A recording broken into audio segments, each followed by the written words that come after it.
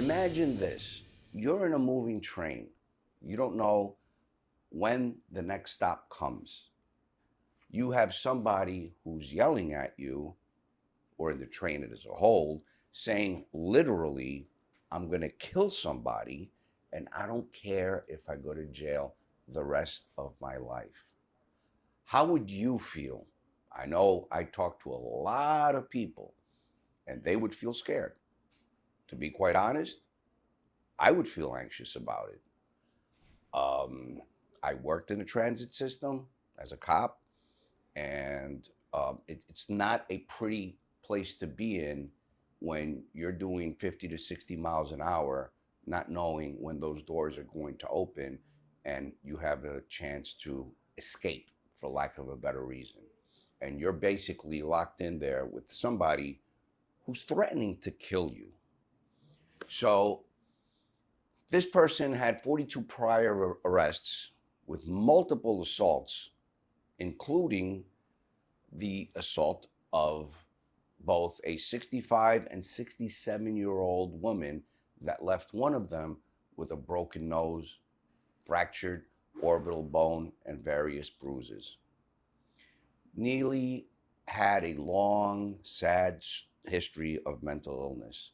He lost his mother in a brutal murder, and he had cycled through New York City's criminal and homeless systems. It wasn't Daniel Penny's intention to kill Neely. Clearly it wasn't, because he wasn't charged with murder. He was charged with manslaughter, which is homicide without intent. He was basically trying to defend himself and protecting the other passengers. What went wrong, went wrong. If the politicians in the city had done their job, could this have been avoided? So-called experts saying that current crime levels are comparable to where New York City was a decade ago, when it was America's safest, biggest city. Now, in all truthfulness, the city is still one of the safer cities on a capital basis. But is this discrimination and fudging the numbers? Or is the city just as safe as it was back then? And with that, we'll talk to the Sergeant Major, who, by the way, is celebrating a huge victory, for lack of a better word. He just accomplished acquiring Camp Trexler, which was a Boy Scout camp. He's going to do the good job that he does, which is continue to help veterans that are in need, whether it's homelessness or substance abuse or mental illness. We have to come to grips. There are approximately 20 veterans a day, people, that commit suicide. And our government is not getting the job done. So thanks to the good Sergeant Major and his program VALOR, which, by the way, donate to, we help our vets. For 20 years, our vets were out there protecting us while we were here doing whatever we were doing, working, partying, socializing, traveling, vacationing, whatever it was. Our vets were out there suffering. And now they came back to what? 20 vets a day killed themselves. Not because they're bad people, because they have issues and they need help. And that's why the good Sergeant Major is here with us to discuss this case that happened in the subway and to discuss his program and how it is evolving very nicely, thanks to good people like you who contribute and help the cause. Sergeant Major, welcome. Good Thank you for seeing having me. It's a pleasure to be here, and I want to thank you for all the help you and your staff people have done helping us get to a point where we have Camp Trexler. I'm grateful for your help. Well, congratulations. I know that was big on your to-do list, for lack of a better word, and it's going to expand your program exponentially Yes, it is. and help a lot of vets. So I'm happy that in some small way we were able to be instrumental in making that happen. But there's still a lot of work to be done Yes, there is. because there's only one of you, Well, we're and going to there are replicate tens that. of thousands of vets that need people like you and your program to uh, to survive, not to thrive, just to survive, just to um, not take their lives. Yeah. I, I know from my time as a Marine, I still get calls from some of my folks, and I have to talk them off the wall, if you will. Ugh. And We hope that we can find ways to keep them from getting to the crisis point. And, it's tough. yes, it The is. PTSD is real. Can I say something on that topic? Please. I think it's good that we have people that have PTSD. Evil people hurt other people and don't care. They it speaks to people's character that having to hurt people cause them problems.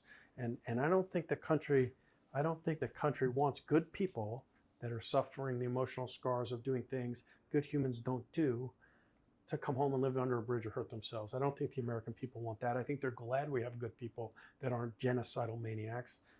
I think that's good. I think people did what they had to do to suppress evil. I don't think they did what they did because they like to hurt other people. And that's a huge difference in why these things happen. And You know I'm and, sorry. Go ahead. and I hope I'm not the lone voice from the woods that's No. talking about those things. No, But those are important distinctions. that's a very, very valid point. If you look at most of the crime and the violence in this country, it's not done by vets with PTSD. No, it's not. However, we are losing a lot of vets, Yes, we and are. I think it's a sin, literally a sin, that the country itself isn't doing more to prevent it and to have a voice for these vets. And again, thanks to you, your program, others like it, I'm sure, exist in other parts of the country. But this situation in the subway that just happened recently, if this young man, this 24-year-old young man, wasn't a Marine, it wouldn't be a conversation. Might not be. But I think the whole country believes there's a right to self-defense and to protect yourself from harm, and clearly there was a threat. correct. And so it's disappointing that somebody would look at being a Marine as being a villain. Yeah, and serving, you're a hero, no matter how you served. You're giving up part of your life, usually the best years of your life, No doubt. to going into a situation where you know you're not going to make money. You know, you don't do it to make money, and you're going into a situation where you're going to be mucked with, Yeah. obviously, because Yeah, that's part of the program. yeah. And three, you're doing it because you believe in something greater than yourself, and you For serve. people that aren't even there with you, Correct. it's the most altruistic thing you can do. Absolutely, unequivocally, and you did it for decades, and you finally left because you got hurt, and you left as top soldier, sergeant major, and so you know more than others what it takes and what it is to serve, to be, as you said, altruistic, and to protect the rest of the 300 million people in this country that live and thrive under the cloak of protection that our U.S. military and our vets provide to them. So we owe them the same sort of, for lack of a better word, and it's a weak word, courtesy to at least take care of them when they come out. Daniel Perry was trained to protect his country from all threats, foreign and domestic. That's the oath that we take, and to protect the Constitution of the United States. That being said, should he have sat this one out and let this person go on with whatever he was intending to do, could have done, might have done, has already proven that he did before? Why is Daniel Perry being vilified? It was unfortunate. It was tragic. But this is a person that was on a moving train, basically threatening to literally kill people, and that he wasn't afraid to go to jail for the rest of his life. So who's right and who's wrong? Not to mention, there were two other people there that were holding this individual down while Daniel Perry had him in a hold. So why aren't those people in trouble? Is it because they weren't Marines, or they weren't veterans, or why? Nobody's asked that question. I'm asking it right here, right now. Why is it Perry, a 24-year-old young man who served his country and probably was just thinking he was trying to save lives? That was his job, and that's what he did and was trained to do. And yet, the other folks, they were just, nobody even knows who they are. So, what are your thoughts on this? Well, my thoughts are clearly they don't think he intentionally did this, right? And isn't intent the basis of the law? So if his intent was to help others, keep others safe, and then the death was accidental, because clearly there was no intent for they to charge him with murder, why are we pursuing this is a glaring question, because clearly his motives were not where he went out and started a fight with somebody and then, oops, accidentally I killed this person in a fight that I started. He hasn't started the problem, and he had no intent to hurt anybody. And I think those are powerful facts that you have to wonder the motives of why he's being charged.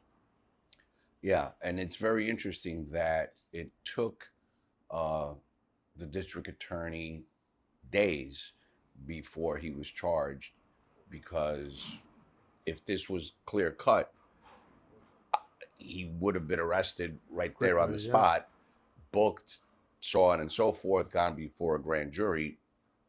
That still hasn't happened. I got to wonder how much Al Sharpton had to say in convincing the district attorney, Mr. Braggs. Yeah, and it's very interesting, and I'm glad you pointed it out, that Al Sharpton is now involved, whereas for the first week he wasn't involved in the matter at all. And now all so of was a sudden, this decision made in the press because Mr. Right. Sharpton stirs it all up? Right. Because it doesn't pass the common sense test. No, it doesn't whatsoever. And I think the people are speaking, if you will, because Perry has gotten close to $3 million in monies. Penny has received close to $3 million in monies towards his defense fund. So clearly, a lot of people believe that he's in the right. So hopefully, this has it's not going to have a happy ending. Obviously, somebody passed away, and that's tragic. And this person apparently had some sort of mental illness or issues, what have you, and the system failed him, and eventually led to failed us all by failing him. Absolutely, absolutely, very well put. And so the system failed him, failed us, and it's a tragic situation. But this Marine doesn't deserve to go to jail because of the system's failure. And that's just my opinion. And as always, please give us some feedback. How about the political theater that this? Yes, it is a political theater, and it continues. Is this like a case from Wisconsin? Yeah. It's it's sad all around that it happens, And it happens every day. Our subway systems, you know, heck, I'm afraid to take the subway system, you know, and because if I get into a situation like this, next thing you know, I'll be in trouble, and I'm the villain because so and so had mental illness. Well, maybe I have mental illness.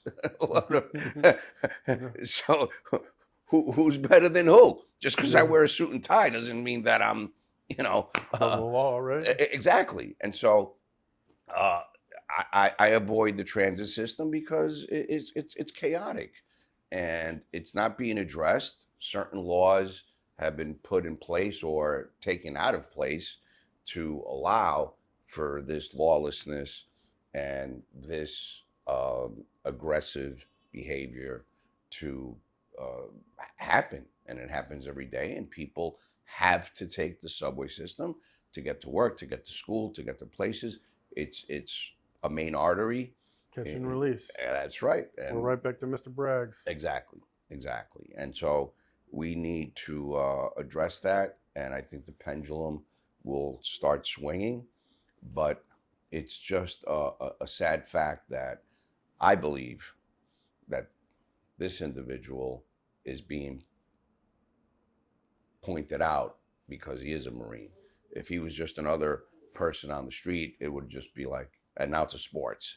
Yeah. But now it's a big thing because he's a Marine, and that's not right.